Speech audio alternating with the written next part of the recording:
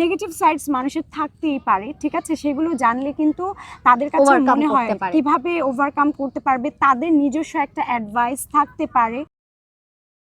Share your learning journey. Teacher হিসেবে আপনি কি মনে করেন যে আমাদের প্যারেন্টসদেরও ইনভলভ করা প্রয়োজন? আমরা ক্লাসরুমে অনেক অ্যাক্টিভিটিস করাচ্ছি, যেখানে আপনার কি মনে হয় যে প্যারেন্টসরাও জানা প্রয়োজন এবং প্যারেন্টসদের সাথে রেগুলার একটা কমিউনিকেশন রাখা উচিত?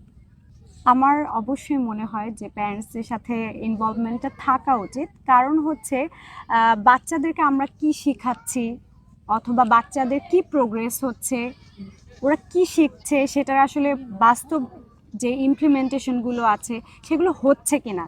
কারণ আমরা কিন্তু জানি যে আসলে একটা কিছু শিখলেই হয় না, সেটা কিন্তু একটা ইমপ্লিমেন্টেশনেরও দরকার আছে।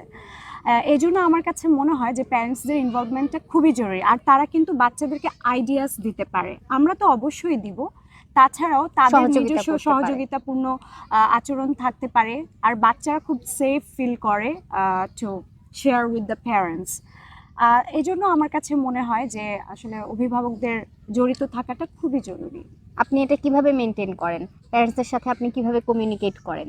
অ্যাজ এ টিচার আমি সর্বপ্রথম যেটা করি যে আসলে যদি আমি সামনাসামনিও না পারি, সেটা আমি ফোনে কন্ট্যাক্ট করি। আর সবচেয়ে ভালো হয় যদি ওই দিনই আমি আসলে তার প্রোগ্রেসটা বলি, অথবা কোনো প্রবলেম হচ্ছে কিনা, বাচ্চাটা কোনো দিক থেকে পিছিয়ে পড়ছে কিনা, আমি কি তাকে সহযোগিতা করতে পারছি কিনা। আমার কাছে মনে হয় ফেস টু ফেস জিনিসটা আরও ভালো করে বলা যায়। তাছাড়াও আমি ফোনেও বলতে পারি, তাছাড়া আমি তাকে কন্টিনিউয়াস অ্যাসেসমেন্ট আকারে দিতে পারি, মেইল করতে পারি, বিভিন্ন উপায়ে আমি আসলে তাদের সাথে কমিউনিকেট করতে পারি।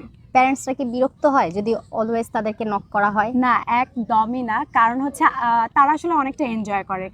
এটা আসলে আমাদের বাবা মার ক্ষেত্রেও হতো যে আমার সম্পর্কে কিছু জানতে পারছে, ভালোটা তো অবশ্যই তাদের কাছে খুব ভালো লাগে।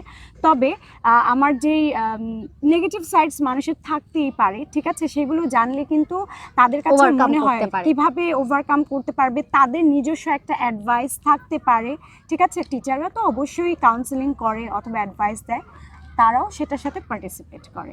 Thank you so much. Thanks for watching.